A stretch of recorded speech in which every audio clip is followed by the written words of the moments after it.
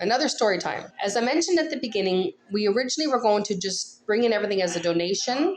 Like bring in most of the shipping container was going to be a donation, and we'd have a few pallets of the stuff that we're going to keep for ourselves. And that is sort of how we did it. There's quite a few donations here. I just have to get through the stuff to find them all, especially with clothing and stuff for babies, because I brought all of our kids' stuff. But we decided to do it differently because there's different taxes and tariffs depending on how you're bringing stuff in. Like if I was Walmart or somebody and I was bringing in all new items to sell, there's a whole different set of taxes and tariffs for that than there would be for me bringing in used clothes. And if I was even bringing in used clothes to sell in a store, that's different than me bringing in used clothes that I'm going to wear on my body, or, in this case, donate some stuff, right? We decided actually the best course of action for us, and again, we didn't even decide this until we got to El Salvador, was we have a business in Ontario still. It's for sale. Anyone wants to buy a motel. And we had that business sell all of our belongings to our business in El Salvador. So it was a business to business transaction. And how that was more advantageous to us because we actually had an official receipt from our business in Canada that said we have these items